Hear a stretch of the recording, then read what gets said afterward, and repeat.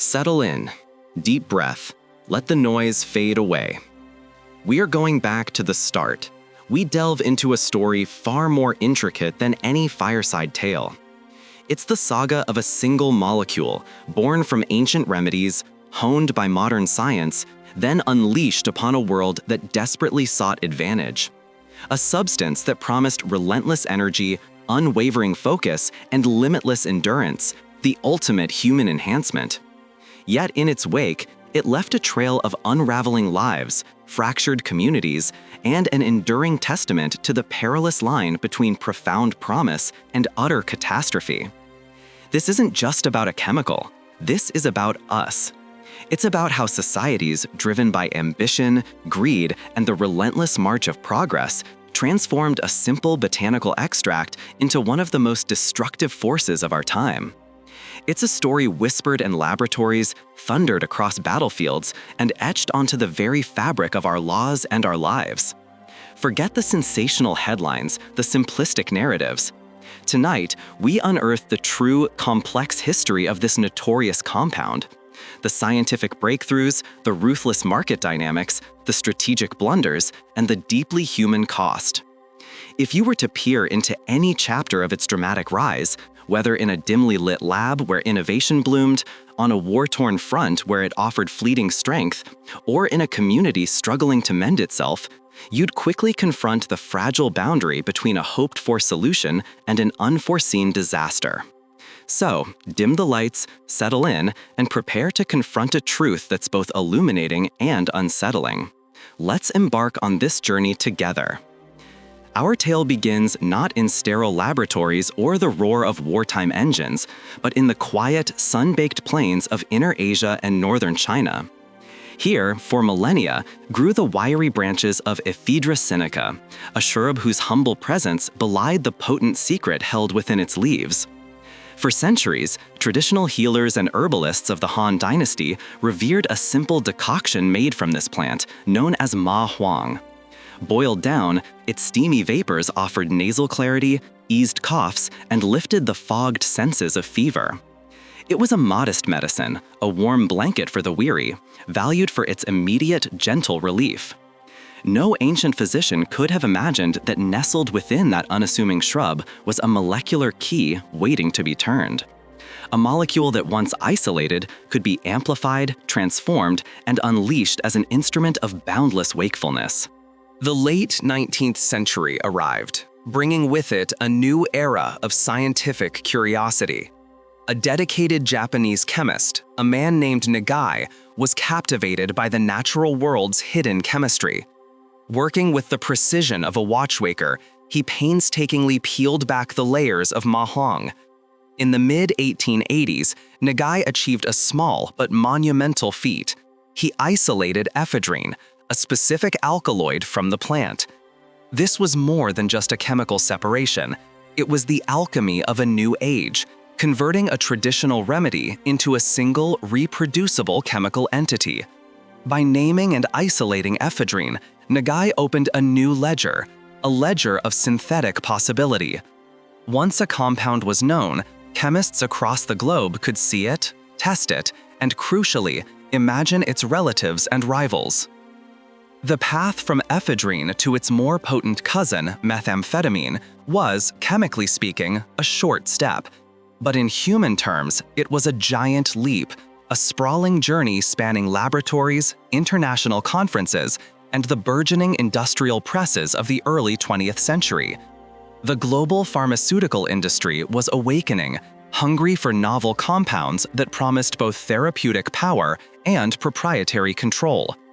Corporations raced to patent, brand, and market these new substances to physicians grappling with the modern conditions of an industrializing world: sleep disorders, urban fatigue, and persistent congestion. It was in this fertile ground of ambition and opportunity that another Japanese chemist, Ogata, around 1919, refined Nagai's intriguing laboratory sketch. He discovered a practical method to produce a crystalline hydrochloride form of the compound. This wasn't just a lab trick. It was the moment the molecule became truly fungible, easy to weigh, easy to ship, and therefore easy to sell. An oily, temperamental freebase was an academic curiosity. A crystalline salt, gleaming like a tiny white promise in a vial, was a commercial dream. The journey from shrub to market, from ancient remedy to modern medicine cabinet, was now literal and complete. The molecule, now in a stable, marketable form, found eager patrons. The 1930s saw it emerge as a miracle cure for an array of modern ailments. Narcolepsy, the sudden collapse into sleep, found a potent counter. Depression, the pervasive languor of modern life, met a chemical sunbeam. Obesity, a growing social and medical concern, found an appetite suppressant. And the persistent nuisance of nasal congestion, a byproduct of bustling, dusty cities, was finally tamed. Pharmaceutical firms, with their keen eye for market opportunity, rolled out products with names that whispered of Gentile promise: methadone in the English-speaking world, Philatone in Japan, and Pervitin in Germany. These weren't just pills, they were precise shots of chemical clarity, small diamonds of function for the modern doctor to prescribe. Sales representatives, armed with booklets of clinical studies, often anecdotal, and samples, swept through doctors' offices, speaking the correct jargon of dosing and indications.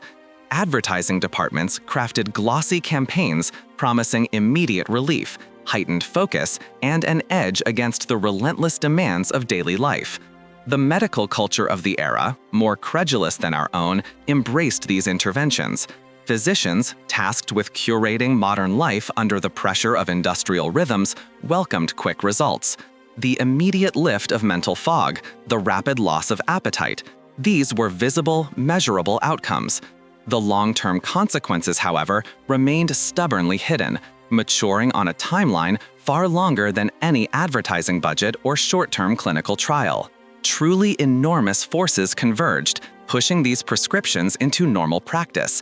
The Great Depression paradoxically fueled a desire for small medical miracles that offered energy without rest. Factories demanded alert workers, offices sought vigilant clerks, and homemakers yearned for an edge against the unrelenting chores of domestic life. The regulatory frameworks of the time were far more lenient, allowing many stimulants to be available with a doctor's signature or even over-the-counter in some formulations. Marketing, untethered by modern pharmacovigilance, worked hand-in-glove with prescribing. Advertisements for weight loss preyed on social anxieties, while medical journals published studies, however small, confirming mood elevation and appetite suppression. A pill that allowed a woman to downsize or a clerk to work through the night was deemed not just therapeutic, but pragmatic. Dependence, as we understand it today, was a word barely whispered, lost in the hum of scientific ambition and entrepreneurial zeal. The molecule, once a gentle steam, was now a roaring current ready to sweep across the globe. Then came the crucible of World War II, a stage vast enough to test the molecule's promises on an unprecedented scale. Stimulants, initially a civilian boon, caught the eye of military strategists seeking to bend human limits. If a pill could keep a pilot awake through a grueling night mission or a soldier marching for days without sleep, the tactical advantages were immediate and undeniable. The pharmacology of wakefulness became a potent component of strategy, an unseen weapon. Germany, early and energetically, embraced this chemical edge. The pharmaceutical firm Temmler, producing a methamphetamine preparation called Pervitin, initially marketed it to civilians for fatigue and concentration. But the Wehrmacht soon took notice. In the opening campaigns of the war, the invasion of Poland, the lightning-fast blitzkrieg through the Low Countries and France, Pervitin flowed into the logistical lists of the German army. Soldiers were issued tablets to defy the cold, to make night marches possible, to sustain the tempo central to a doctrine built on speed and surprise. The logic was stark and seductive. Speed wins battles. Speed demands alert, enduring soldiers. Stimulants provide endurance. Military planners across the Axis powers believed they had found a modern, mechanical advantage that wouldn't appear on a map or a balance sheet like tanks or bullets, but would manifest in the precise timing of an advance and the impossible distances troops could cover. Pervitin turned whole nights into days, muted hunger, and reduced the need for rest. Logistics officers, counting tablets like bullets, included boxes of pills alongside rations and munitions. What had been a pharmacy item became a logistical commodity, distributed across panzer crews, infantry on forced marches, radio operators, and bomber pilots. The short-term result, an increase in operational tempo, a capacity for 24-hour operations, and a diminished reliance on natural rest cycles. This wasn't an Axis-only phenomenon. Allied forces, grappling with their own tactical dilemmas, made similar pragmatic choices. British pilots and air crews in the RAF during the Battle of Britain and subsequent campaigns used amphetamines, benzodrine inhalers, and tablets to ward off sleep on long missions. The United States military, facing similar needs, authorized stimulant use under carefully defined circumstances. In Imperial Japan, Philippon transitioned from civilian use to factories and the military, where it was seen as both a productivity tool and a way to weather wartime privations. Stimulants became a standard part of the modern army's toolkit, blending with rations, training, and technology in the calculus of victory. But the human costs, initially obscured by the fog of war and the allure of advantage, slowly began to accumulate. Field reports from medical officers noted incidents of hallucination, aggression, and breakdowns that local doctors suspected were linked to heavy, prolonged use of Pervitin. Operational consequences emerged: soldiers with impaired judgment, their risk assessments skewed by stimulant-driven confidence; units suffering from a rashness that compromised discipline.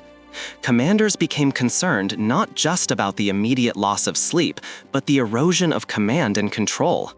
The very attribute they welcomed, diminished fatigue, could, in excess, produce devastating mistakes. The medical communities surrounding these armies began to recognize patterns: addiction and withdrawal, psychosis precipitated by prolonged high doses, and the simple arithmetic of tolerance. A soldier needing 1 tablet today might need 2 tomorrow. The supply chain would be forced to meet this escalation, drawing logistics into a feedback loop that made armies dependent on pharmaceutical supply as much as on fuel. Where supply faltered, the effects could be as tactically crippling as a shortage of food or ammunition. The super soldier revealed an Achilles heel. The enhancement itself was dependent on continuous supply, shifting strategic calculations towards the vulnerability of the pill train. Initial enthusiasm cooled into caution. Reports of dependence and anecdotal evidence of stimulant use degrading unit cohesion led German military medical authorities to attempt regulation and limitation of distribution as the war dragged on. In Britain and the United States, medical officers noted the come-downs and mood swings that followed stimulant use, counseling moderation even amidst operational necessity.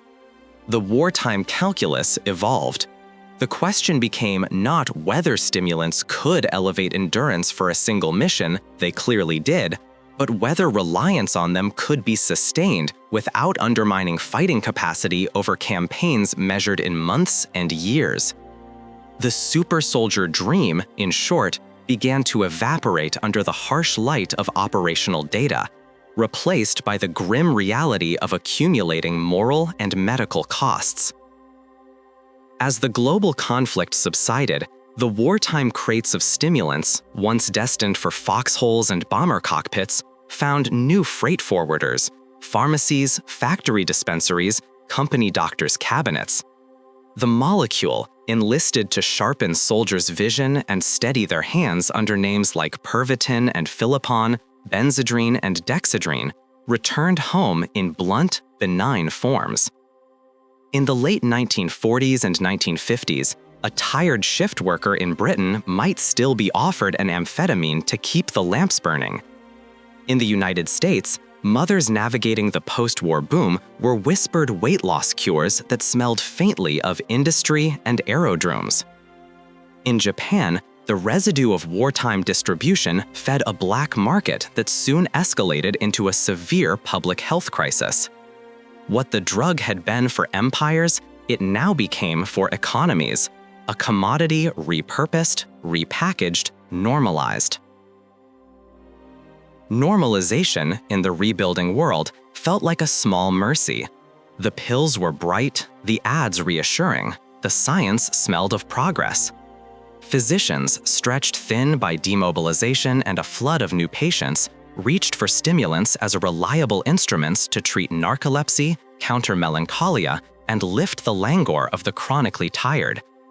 Easy diagnoses, easy cures, efficient pills. Across the mid-century Anglophone press, the image of the PEP tablet gained domestic wings. Names like Dexedrine and Benzedrine became almost friendly, promising punctuality, alertness, and extra hour for housewives, truckers, students, and typists, anyone paid in productivity rather than in sleep. Pharmacists dispensed these tablets with an anxious enthusiasm, and patients took them with the innocent confidence of those who trusted labels and clinical trials. The street corners of after-work cafes and late-night garages carried the faint tang of stimulant commerce long after the war flags came down. But as the glow of convenience spread, small shadows began to grow on the margins of case studies and clinical reports. By the 1950s and into the 1960s, psychiatrists and neurologists in hospitals from London to Los Angeles began cataloging patterns that simply didn't fit the optimistic brochures: dependency, tolerance, and the peculiar delirium known as amphetamine psychosis. The term itself was clinical and unromantic, but behind it lay nights of paranoia and violence, weeks of sleepless descent and cognitive erosion, patients who had swallowed promises and found new prisons. Epidemiologists began to translate this clinical unease into population-level data. Where availability was high, so were admissions for stimulant-related disorders. Where prescription controls were lax, so too was the shadow economy selling surreptitious pills. In Tokyo and Osaka, the black market circulation of Philippon reached epidemic proportions in the late 1940s and 50s, a social problem so visible it demanded legislative response. In the United States, the image of the benevolent medical small dose was slowly eroded by headlines and coroners' reports. In the United Kingdom, the National Health Service and professional bodies began to issue cautious guidance. Regulation, however, is seldom a single, clean cut. It is an accretion, a council here, a prohibition there, a binding convention adopted at the United Nations. The global architecture that would eventually constrain stimulants unfolded in stages, reflecting the leisurely bureaucracy of diplomacy and post-war prudence. The Single Convention on Narcotic Drugs of 1961 had consolidated controls on opiates, but it was the 1971 Convention on Psychotropic Substances that formally brought amphetamines and methamphetamine under a modern international scheduling regime. This treaty, a reflection of an uneasy consensus, declared that substances with legitimate medical uses would be regulated, but their non-medical circulation would be criminalized. Nations, often reluctantly, signed on. Before these international milestones, national levers had already begun to move. In the United States, the Controlled Substances Act of 1970 reshaped the federal regulatory landscape, classifying drugs into schedules and remaking the legal ground for prescription and manufacture. The Drug Enforcement Administration followed in 1973 to police the new order. Japan, confronting its Philippon crisis, enacted stringent stimulant control measures in the early 1950s. Many European nations brought progressively tighter prescriptions, packet accounting, and licensing regimes for manufacturers and distributors. These measures, in part, achieved a narrowing of legitimate channels. Production for approved medical uses continued, but the paperwork and oversight escalated. History, however, teaches us that demand is a stubborn river. Where you dam it, it finds new channels. Medical caution, epidemiological evidence, and the moral authority of international treaty regimes achieved what they could. They distilled a truth that had been murmuring in clinics and emergency rooms. This family of drugs could do both genuine therapeutic good and genuine social harm. Governments, caught between paternalism and liberalism, chose control. The predictable consequence, for any student of markets, was that an underground economy would grow to exploit the opportunities regulation created. This new economy was both small and enormous. Initially, it manifested in domestic kitchens, garages, and motel rooms, where clandestine manufacturers concocted small, nimble, imperfect batches to meet local demand. These products were sold in angry little markets, on highways, in dime stores, along sex work corridors, and through farm co-ops. These labs, leaky with chemicals and secrecy, were hazardous, but their smallness allowed them to evade detection. This also made economic sense for the pockets of rural America, outlying towns in Australia, and post-industrial neighborhoods in Europe. Cash yields were significant relative to other local options. Unemployment and marginalization provided a steady stream of cheap labor and low-opportunity entrepreneurship. A small lab in a trailer could produce a month's wages under conditions that, if discovered, led to eviction, environmental remediation, and often prison. For some, the meth economy was not a chosen vice, but a chosen survival technique. By the late 1980s and into the 1990s, economic incentives began to reshape production geographies. In the United States, rural meth labs became notorious, leading to a dramatic rise in production and a shift in market composition. Powdered amphetamine forms were increasingly complemented by crystalline methamphetamine, crystal or ice, a product with higher perceived purity and a longer shelf life, especially suitable for smoking, a consumption ritual that reinforced regular use and potent craving.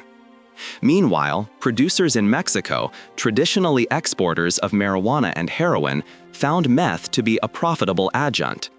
Cartels, with existing smuggling infrastructures and access to capital, invested in larger facilities, what journalists and officials called super labs. These weren't improvised domestic operations. They were industrial-scale endeavors with the capacity to process precursor chemicals into multi-ton outputs for regional and international distribution. The logic was simple. Bulk chemicals required bulk movement, which favored ports, trucking routes, corrupt intermediaries, and territories where local authority could be bribed or coerced. The cartels deployed these mechanisms with the same corporate logic they applied to other commodities. The quiet triumph of the laboratory had set in motion a new set of needs and vulnerabilities that societies and militaries would be obliged to meet, transforming a seemingly benign remedy into a global logistical challenge. When the molecule finally reaches the brain, it acts not as a gentle messenger, but as an uninvited guest who bursts through the door, throwing open the curtains and dragging the lights into the street. The initial minutes are bright and clean. Energy surges, fatigue peels away, speech quickens, heat and hunger recede. These sensations map cleanly onto a biochemical drama that neuroscientists have been sketching in increasing detail. The molecule is a potent releaser of the brain's catecholamines, primarily dopamine and norepinephrine. It commandeers the very machinery neurons use to shuttle these vital chemicals around, flooding the reward circuits, and then, subtly, insidiously, rewiring them. What begins as pleasurable quickly hardens into an inescapable compulsion. In the mesolimbic system, the ancient circuitry linking pleasure and motivation, dopamine is the currency of salience and reinforcement. Early animal experiments and later human imaging studies vividly showed that this molecule causes a dramatic spike of dopamine in this pathway, a torrent, not a gentle increase. Norepinephrine rises alongside dopamine, gifting the body speed and the mind alertness, useful in a war, ruinous in the long-term quiet of a living room. That immediate biochemical abundance explains why it felt like a godsend to soldiers and factory workers in the 1930s and 40s, providing a fleeting, almost godlike capacity to override sleep and fear. But this early celebrity on battlefields carried a cautionary note. Its capacity to override human limits made it strategically useful, but devastating personally. The brain, however, remembers. Repeat the torrent, and the system adapts. Receptors are downregulated, dopamine transporter availability falls, neurons change their firing patterns, circuits that once regulated impulse, judgment, and reward begin to favor habit over reason. These changes are neither instantaneous nor entirely visible, but they are persistent. Over weeks and months of heavy use, users can find the world flattened. Nothing tastes as good as the drug. Interest fades, motivation collapses, and the drug, criminally efficient, becomes the axis around which life revolves. The chronic neural adaptations are complex, but can be sketched in humane terms. Repeated dopamine bursts blunt receptor sensitivity, effectively turning down the brain's volume knob for pleasure. The frontal lobes, normally tempering urges with plans and consequences, become functionally weaker. The habit-forming dorsal striatum grabs more control. A smell, a familiar room, a face. These become cues triggering the aged reflex of addiction. Meanwhile, the biochemistry that replenishes neurotransmitters falters. Mitochondria are stressed, oxidative metabolites accumulate, and inflammatory microglial cells begin to nibble at neuronal terminals. Research painted a worrying picture. The molecule can be neurotoxic to dopaminergic and serotonin axons, and the damage correlates with the intensity and duration of exposure.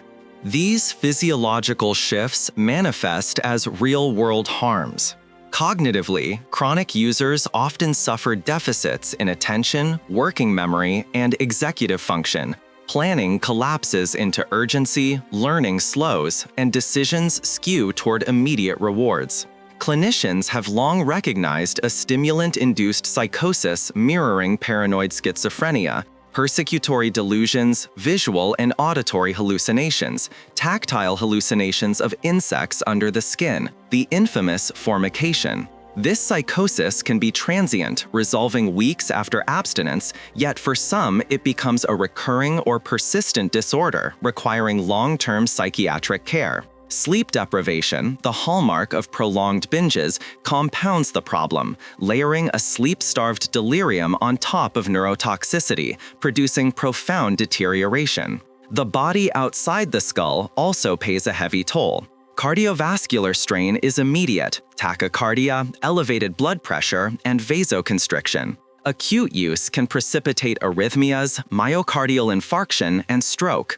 Chronic use can produce dilated cardiomyopathy, a weakening of the heart muscle, which, in serious cases reported across continents, has been linked to exposure. The mechanism mixes sympathetic overdrive with direct toxicity. Hyperthermia during binges, often worsened by crowded, overheated environments and dehydration, accelerates muscle breakdown, rhabdomyolysis, which can then damage kidneys. Lungs, when people smoke the crystalline form, can be scarred. When individuals inject, veins collapse and soft tissue infections proliferate. Wound care, antibiotics, and surgeries for abscesses become recurring costs in hospitals and clinics in regions with heavy prevalence. Then there are the slower, visible erosions that feed headlines. Math mouth, a pattern of severe dental decay and gum disease resulting from dry mouth, clenching, poor hygiene, and nutritional neglect. Severe weight loss, skin lesions from picking, chronic infections. But even these external signs are the aftermath of a deeper interior collapse. The immune system appears to tilt under chronic use, raising susceptibility to infections. Sexual behavior changes too. In settings where the molecule is used to facilitate prolonged sexual encounters, a phenomenon documented in certain urban gay scenes since the late 20th century, rates of HIV and other sexually transmitted infections can rise, intertwining the epidemic of a stimulant with the age-old epidemiology of viruses. Pregnancy presents a particularly acute fault line. Women who use the molecule while pregnant face higher rates of placental problems, preterm labor, and low birth weight babies. Neonatal exposure can produce immediate complications requiring intensive care.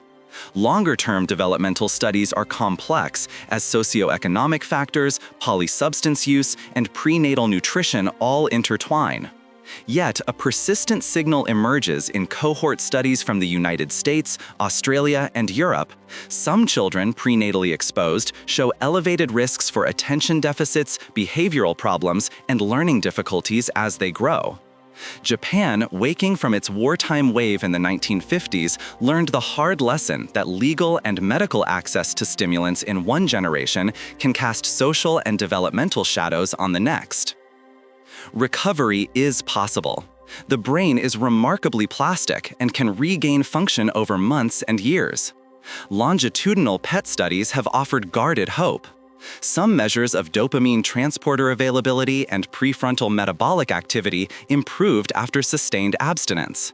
Cognitive remediation, stable housing, nutrition, and therapy all help.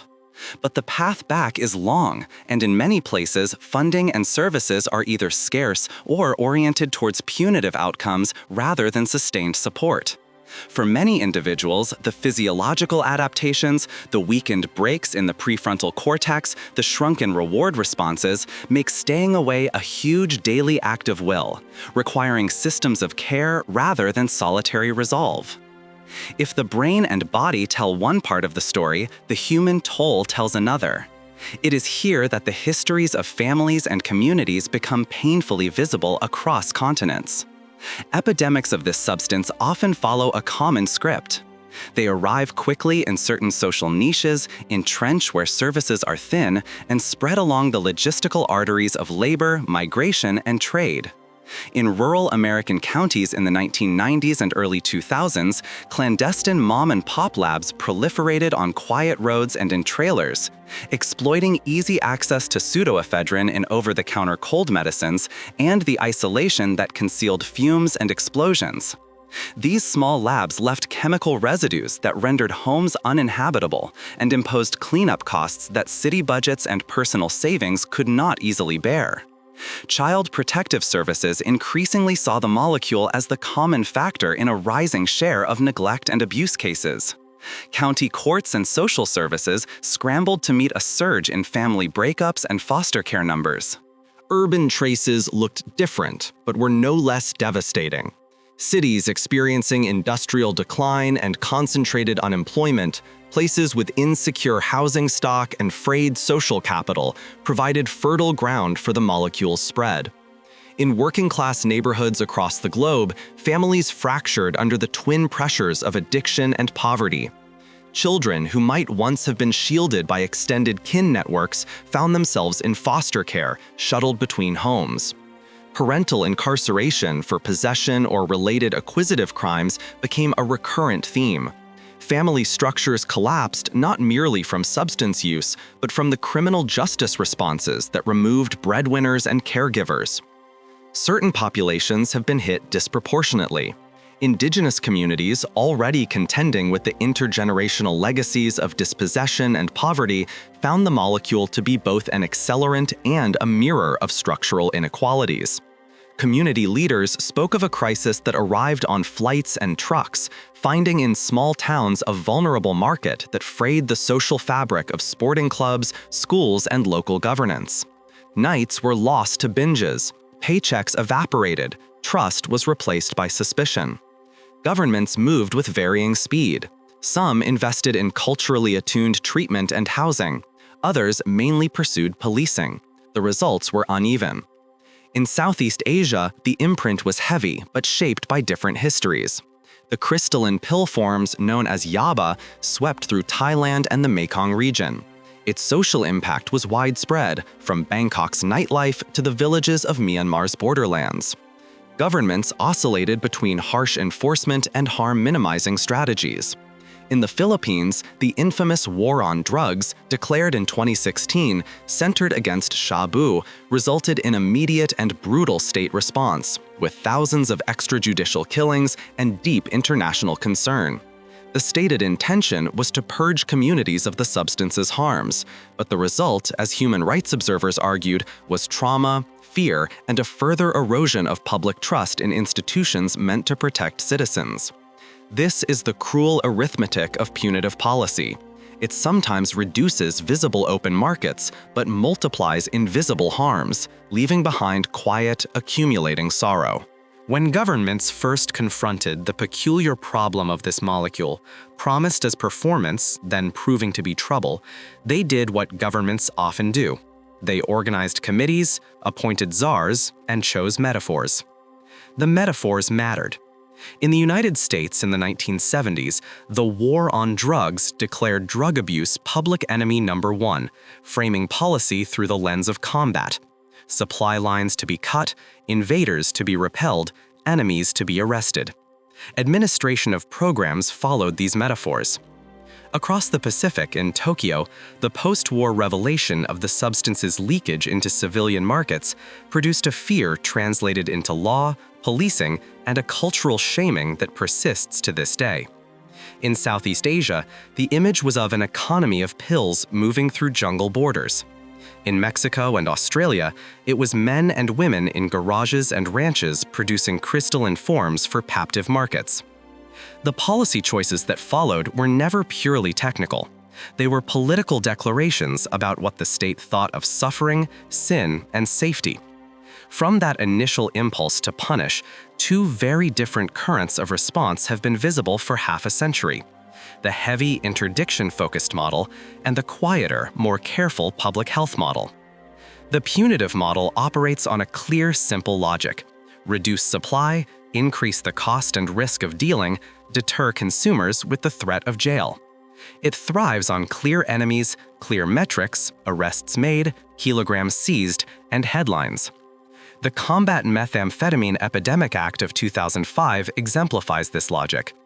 It tightened control over precursors like pseudoephedrine, pushing cold medicines behind pharmacy counters, instituting purchase limits and tracking, and legislating sharp penalties. In its narrow sense, it worked. Within a few years, the number of small one-pot domestic labs in the US declined dramatically. Media stories about parents making the substance in kitchen sinks became less common. The law achieved what laws often do: it changed supply mechanics. But supply-side victories often hide messy trade-offs. Interdiction does not remove demand, and the marketplace, given human incentives, reorganizes. What was once a row of small, localized operations rearranged itself into international production, often under the auspices of transnational criminal groups. After the 2005 restrictions in the US, chemical flows shifted south and east. Precursors were rerouted, and Mexican cartels scaled up the manufacture of higher purity crystalline methamphetamine for the American market, using different chemical routes and larger laboratories. Within a decade, the site of a backyard lab in a Midwestern town had been replaced by long-distance trafficking networks and sophisticated clandestine industrial operations. Law enforcement victories felt immediate, but the epidemiological curve of use did not bend so permanently. And where interdiction focuses, other harms often multiply. Violence around production and transit nodes, corruption of local officials, incarceration that fractures families and reduces economic options for communities that most need investment. The public health alternative, in contrast, starts with quieter, less cinematic observations. People who use drugs are not merely criminals, they are patients, neighbors, citizens whose behaviors are driven by a complex web of social, economic, and psychiatric forces. Prevention investments in school programs, economic alternatives, family supports are long-term and unglamorous. Harm reduction initiatives, clean needles, supervised consumption rooms, drug checking, distribution of safer smoking kits can seem to some politicians and parts of the public like conceding defeat. Yet the evidence base accumulated since the HIV crisis of the 1980s is hard to dismiss. Clean syringe programs dramatically reduced the transmission of bloodborne infections. Supervised consumption rooms reduced public injecting, increased uptake of detox and treatment services, and were not associated with increases in crime. Portugal's experiment, beginning in 2001, decriminalized possession for personal use, paired with expanded treatment and social support, offers a long-term example of shifting vast sums of social energy from prosecution toward care, producing declines in problematic use, drug-related deaths, and new HIV infections over time. These are not poetic victories, they are measurable and quiet. The comparison is not binary. The most successful systems have been deployed as hybrids, accepting a role for law enforcement in disrupting violent traffickers and major production, while insisting that individuals on the receiving end of street markets be treated primarily through public health mechanisms. Australia's harm minimization approach, adopted in the mid-80s, coupled policing with needle exchanges, medically supervised injecting centers, and a steady growth of treatment capacity. The United States has found this hybrid approach awkward, producing a spaghetti of responses. Regions heavily reliant on law enforcement, cities investing in syringe exchange and overdose prevention, and countless lives caught in the seams. Punitive policies reduce certain visible harms in the short run, but if unaccompanied by prevention and care, can recur as displacement and violence. Public health policies reduce harm at the individual and community levels, but need political will and money. Without them, supply-side reductions can be cruel, producing temporary scarcity without addressing root causes. Treatment itself remains a stubborn frontier. Unlike opioid addiction, for which methadone and buprenorphine provide clear pharmacological pathways to stabilization, addiction to this stimulant has no widely accepted pharmacotherapy with regulatory approval. Behavioral interventions, cognitive behavioral therapy, contingency management, show evidence, especially contingency management, for its pragmatic, rewards-based structure. But these require sustained funding and political will. Rural and marginalized communities, the very places where the substance often gains traction, frequently lack the infrastructure for these programs. Harm reduction measures, while blunting secondary harms, are often politically toxic. The politics of implementation matter with a severity that clinical trials seldom account for. Contingency management, the modestly radical idea of giving people small, reliable rewards for clean urine samples, reliably reduces use, according to randomized trials. Yet it offends a moral intuition in some places. Paying people to be sober seems like bribery, and some funding sources explicitly prohibit it. Similarly, syringe exchanges were hampered for decades by federal prohibitions and local legal barriers until pragmatic public health professionals, alarmed by HIV and hepatitis C outbreaks, pushed back. Drug policy is not simply a matter of evidence. It is a matter of rhetoric, of who gets to define virtue, and of how budgets flow. When budgets reward arrest statistics rather than treatment retention, institutions tilt toward enforcement. These institutional orientations have practical consequences for treatment and recovery. For this substance use disorder, the hard clinical truth is that as of today, there is no singularly effective, widely approved pharmacotherapy. Researchers have tested a catalog of agents with mixed results.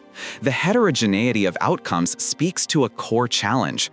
This disorder is not a single biological lesion, but a tangled syndrome of neurochemical change, psychosocial stressors, comorbid mental illness, and structural disadvantage. A medication that reduces craving by a biochemical mechanism does not, on its own, rebuild a life eroded by unemployment, homelessness, and trauma. More experimental approaches, immunotherapies, neuromodulation, offer tantalizing promises but face ethical knots and logistical hurdles. One of the most important contemporary lessons from the laboratory bench is the need for integrated, person-centered care and pragmatic trials that test not just a drug or a device, but entire systems of care. Stable housing, meaningful work, and social belonging are as potent as any specific manual-based therapy. Peer-led supports, led by individuals with lived experience, are crucial because they carry a quality that bureaucratic programs often lack: trust. Yet, peer-led work is undervalued and underfunded in many countries where the default policy is top-down control. Access is an operational problem. A clinic can have excellent therapies, but no staff, no interpreters, or no transportation funds. Rural areas, where outbreaks have often been intense, suffer from clinician shortages. Telehealth has helped, particularly during the pandemic, but cannot substitute for local housing and employment supports. The global topography of the molecule's harms insists that history, economy, and policy environments shape epidemics as much as the pharmacology of the drug itself. Japan's heavy-handed, stigma-driven containment yields low visible prevalence but severe penalties and weak social reintegration for those caught. Southeast Asia's experience with yaba, driven by porous borders and shadow economies, shows how production adapts to opportunity and how violent crackdowns can produce humanitarian crises without eliminating markets.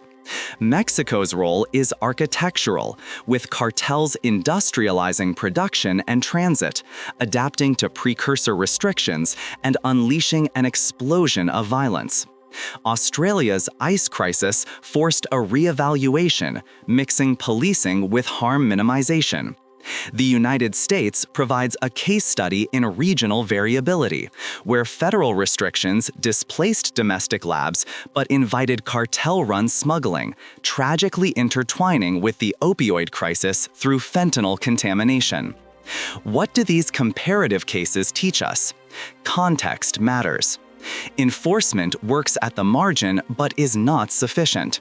Supply-focused policies often displace harm rather than extinguish it. Harm reduction measures are transportable, evidence-based, and politically contested, but produce measurable public health benefits. Treatment and recovery programs must be integrated into social services. Research must be prioritized strategically, and socioeconomic root causes must be addressed. Finally, we must remake the story. The most important single lever we have is narrative. Media and political actors who continue to use lurid images as the basis for policy contribute to cycles of punishment and neglect. Journalists and filmmakers can insist on complexity. Policymakers can highlight recovery and the social determinants of addiction rather than only the worst cases. Language matters. Person-centered language, unstigmatizing terms, images that do not reduce people to a pathology of face and teeth. All of these reduce the social predictability of punishment and open space for treatment. We've journeyed through centuries, from a humble Asian shrub to the global battlefields of policy and public health. This molecule, once perceived as a modern marvel, a super soldier drug, has consistently revealed the precarious balance between human ambition and biological reality. Its complex history is a stark mirror, reflecting not just the ingenuity of science, but the often unforeseen consequences of market forces, political decisions, and societal narratives. The core truth that emerges is a powerful and persistent paradox. A substance created to enhance human capacity ultimately compelled societies to struggle with their own limitations. It forced us to confront the uncomfortable tension between quick fixes and sustainable solutions, between punitive control and compassionate care. We've learned, often painfully, that simply closing a door without understanding the building it sits on is futile. Damming a river of demand only forces it to find new, more dangerous channels. The war on drugs metaphor, while offering a clear enemy and measurable victories, often multiplied invisible harms, fractured families, and fueled organized crime, while failing to address the underlying vulnerabilities that drive demand. The path forward, illuminated by decades of experience and hard-won evidence, is neither simple nor dramatic in the way headlines demand. It requires a profound moral recalibration, an acceptance that addiction is a social disease as much as a neurochemical one. Our best defenses are not incarceration and interdiction alone, but robust community institutions and integrated public health approaches. This means prioritizing public health over punishment as the primary axis of policy. It means scaling, diversifying, and normalizing harm reduction strategies, clean needle programs, supervised consumption spaces, drug checking services, pragmatic tools that measurably reduce infection, overdose, and death despite political controversy. It means expanding and diversifying treatment options, funding widespread adoption of evidence-based behavioral therapies like contingency management, and removing the regulatory barriers that often hinder their implementation. We must invest in training an expanded workforce, counselors, community health workers, and peer supporters with lived experience, while integrating housing, employment, and mental health services into treatment models.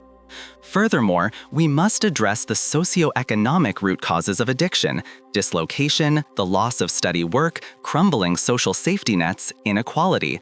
Prevention isn't just a slogan, it's structural. Investments in education, decent employment, stable housing, and trauma-informed care. Finally, and perhaps most crucially, we must remake the story. The lurid images and simplistic narratives of moral failure, so often used by media and political actors, feed cycles of punishment and neglect. We must replace them with complexity, empathy, and the voices of recovery. Journalists, filmmakers, and policymakers have a responsibility to highlight recovery, the social determinants of addiction, and the effectiveness of integrated care, rather than merely the most terrifying cases. Person-centered language, unstigmatizing terms, and images that do not reduce individuals to a pathology of face and teeth, these are not minor details. They reduce the social predictability of punishment and open vital space for healing. The history of this powerful molecule teaches a humbling truth about scale. An epidemic's curve is shaped as much by chemistry as by cultural choices and policy architectures. It offers a practical truth about strategy: mix care with clamps, invest in the people we wish to help, and measure what truly matters to human flourishing.